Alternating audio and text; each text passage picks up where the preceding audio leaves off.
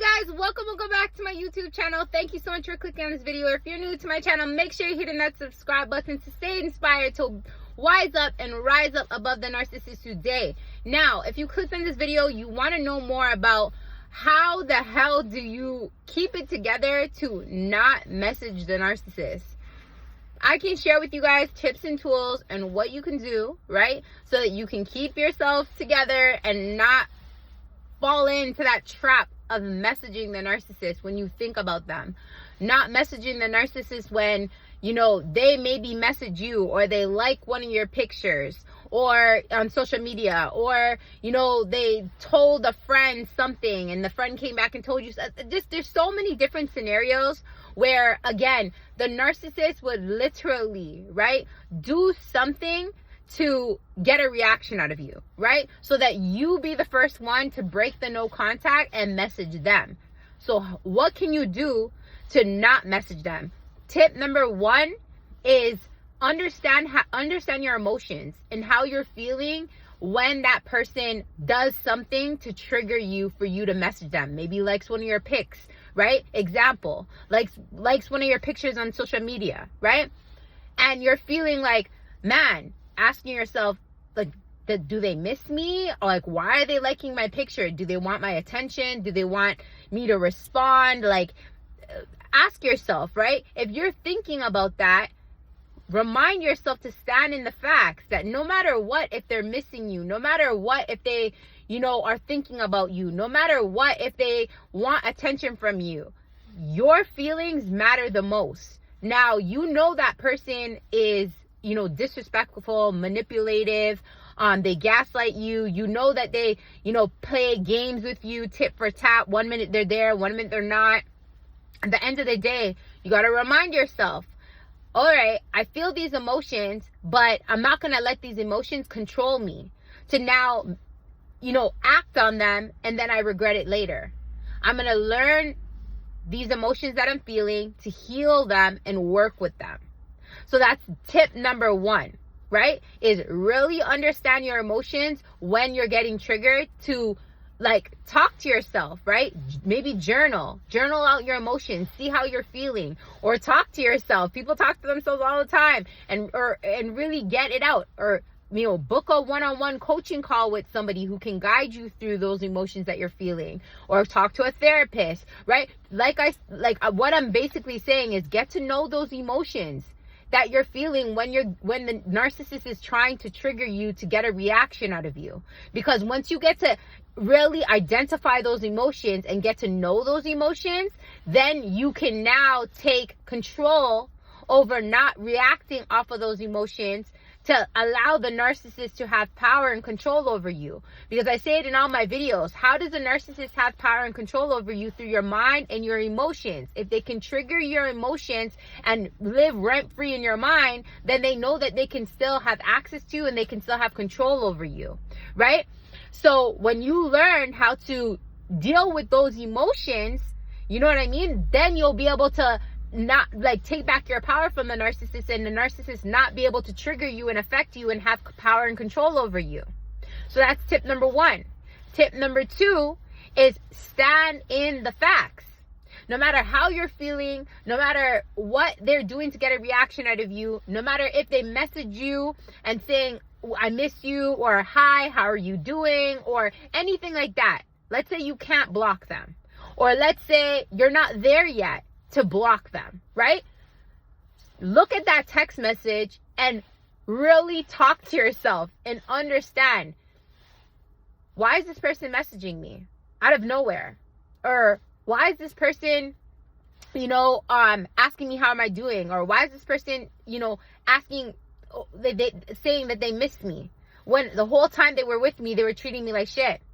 Oh, I know why. Because this person has a pattern. I know why. Stand in the facts. I know why. Because this person has a personality disorder. Oh, I know why. Because this person wants to play manipulative games with me. Oh, I know why. Because this person just wants their ego to be stroked. Stand in the facts. You know everything already, but you need to remind yourself in that moment what it is, so then you don't fall into that trap of messaging the narcissist and starting the cycle and repeating the cycle all over again. You just need to remind yourself in that moment to not act on your emotions in that moment, right? And standing in the facts is what will help you to do that. Tip number 3, the next thing you can do if you're at that level, because some people are not all there yet, block. If you don't have a kid with the narcissist, even if you have a kid, I tell people all the time, maybe go through emails, right? And block their number so that they can't text message you, right? And that if they want to call you, they can call private, right? If you're not in a relationship with a narcissist, block them on everything. Block them on social media so they don't have access to your life, right? Block their phone numbers. Get a restraining order if you need to, right? Find what your boundaries are and set them. Set them in stone so then that person cannot trigger you and have access to you at all for you to fall backwards, right? Tip number 4, right, is find out what does boundaries look like for you. When you can start to learn your boundaries, then you'll have more power and control over not falling backwards into messaging the narcissist if you see that they're trying to get a reaction out of you. Whether that you have kids with them and they're trying to piss you off, or whether they're liking your stuff on social media, or whether they're messaging you saying they miss you, or saying just, hey. No matter what, they want a reaction out of you. Because they feel like if they get a reaction out of you, then they can still have access to you. No matter what the reaction is. Whether it be you cursing and yelling at them, whether you asking them questions why, whether you asking them, do they miss you, whatever. Still a reaction and still exactly what they want from you. Because they feel like, again, if they get any type of reaction out of you, they can still have access to you and they can still gain power and control over your mind and your emotions. Right? So at the end of the day, these tips that I shared with you are going to help you 90% because they helped me. And if you don't know, I used to be in an 18-year narcissistic abusive relationship. And I've been on my 3-year healing journey. And all these tips that I share with everybody on my YouTube page, on my TikTok page, and all, I'm going through it. I've been through it, right? So I'm telling you by experience that these things, if you follow them, you will heal. It will help you. But it's taking one day at a time and implementing the change one day at a time every day. It's not just, oh, I want to heal, it's going to happen right away. No, healing is a journey, not a destination. So if you're beating yourself up, asking yourself, oh, when am I going to feel better? Or when am I going to be strong enough to, no. And the next tip is don't beat yourself up if, let's say, you do message them and you do fall into that trap of talking to them, right?